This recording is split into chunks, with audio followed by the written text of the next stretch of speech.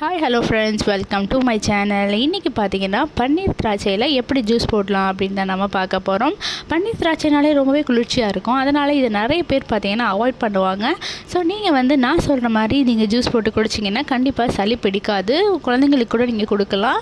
So இந்த பன்னீர் திராட்சையில் பார்த்தீங்கன்னா எண்ணற்ற சத்துக்கள் இருக்குது. ஸோ கண்டிப்பாக இதை அவாய்ட் பண்ணாதீங்க. இந்த மாதிரி இதை ஜூஸ் போட்டு குடிச்சிங்கன்னா கண்டிப்பாக சளி பிடிக்காது, காய்ச்சல் வராது, ஒன்றுமே ஆகாது. ஸோ ஃபஸ்ட் இதை நம்ம வாஷ் பண்ணிக்கலாம். இதுக்கு நான் என்ன பண்ணுறேன், 2 ஸ்பூன் உப்பு ஆட் பண்ணிக்கோங்க.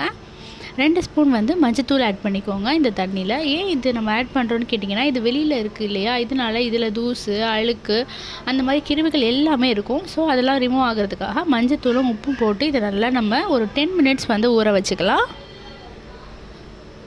இப்போ பார்த்தீங்கன்னா இதில் உள்ள அழுக்கு எல்லாமே நல்லாவே ரிமூவ் ஆகிடுச்சு. நல்லாவே தெரியுது பார்த்தீங்களா எவ்வளோ அழுக்கு கிருமிகள்லாம் இருக்குதுன்னு.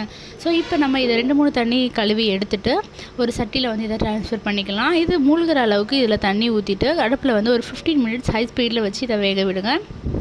ஓரளவு பழம் நல்லா வெந்து வந்ததுக்கப்புறம் ஒரு மேஷர் வச்சு நல்லா அந்த பழத்தை நீங்கள் பிசைஞ்சு விடுங்க. இல்லைன்னா உங்களை கையை சுத்தமாக கழுவிட்டு கையாலே பிசைஞ்சு எடுத்துருங்க. இதுக்கப்புறம் பார்த்தீங்கன்னா அந்த தோலையும் நீங்கள் வடிகட்டி எடுத்துட்டிங்கன்னா இந்த ஜூஸ் ரெடி ஆகிடும். இதுக்கு தேவையான அளவு சுகர் ஆட் பண்ணிக்கோங்க. இப்போ சூப்பரான பன்னீர் திராட்சை ஜூஸ் ரெடி ஆகிடுச்சு.